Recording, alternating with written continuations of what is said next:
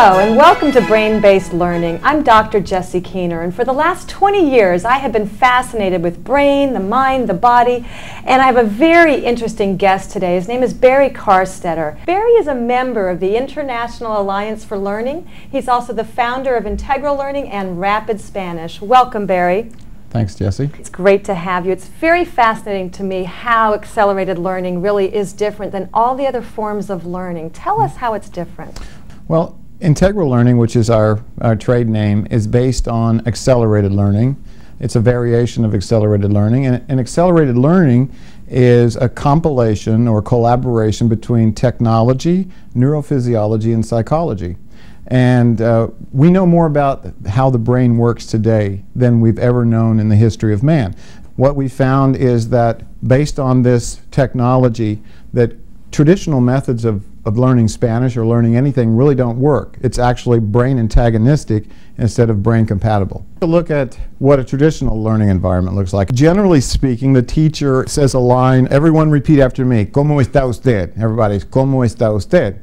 And so they're learning by rote. The traditional language courses give you the ability to rattle stuff off. But then when the native speaker speaks, you can't understand anything that's said. So I'm really curious, what does it look like for a student in a rapid Spanish class? So in our classroom, how it looks different is, first of all, they come in and they're in a semicircle and a crescent moon, so everyone can kind of feed off the reactions of everyone else. There's lots of interaction between students. There's lots of laughter.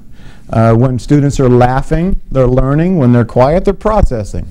And the teacher comes in and does an icebreaker in a costume and gets everyone laughing and talking and having a good time. And so they're in the mode.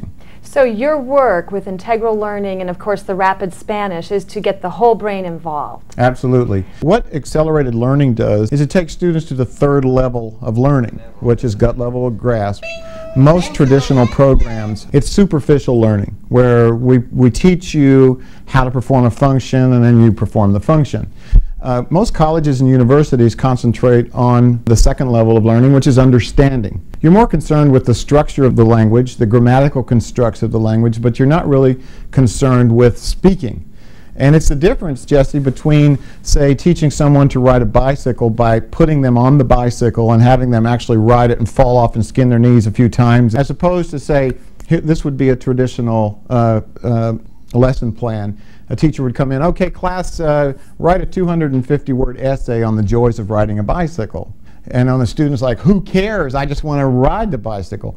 In accelerated learning, we really address the third level of learning, which is, I got it. That bicycle, I'm on it, I'm tooling around, I'm popping wheelies. Now we're speaking, we're not actually thinking about the language, it's just happening. People who want to learn to speak Spanish don't care what a subjunctive is or a past imperfect verb, or and eventually they will become interested in that as they progress linguistically. But when the focus is put on the structure of language and grammatical constructs, it really takes away from the holistic part of learning the language by experience.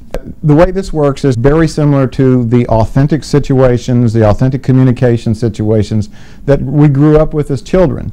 And you learn it through the peripheral stimuli of just living. Most of the people that we receive in our program are people who are really motivated to learn to speak Spanish. They have a reason. Anyone who has employees or a clientele that speak only Spanish certainly has a good reason to learn. We can pretty much tailor-make a Spanish program to fit your needs. We've done work for Breckenridge Children's Hospital, and what we did there is we actually went in, as we do with many of the specific Spanish programs, sort of follow the individuals around for a day or so and kind of get the vernacular that they use, and we end up writing scripts, dialogues that will reflect the kind of language that they use. And again, what we do is we get in the car with these individuals, follow them around for a couple of days, and find out what kind of language they need. And then we sit down and design a specific Spanish course just for them. Well, Barry, thank you so much. This has been fascinating. And I really encourage anyone out there that's interested in the course to get in touch with Barry. Thanks, Jessie. It's been a real privilege to be here. Mine too.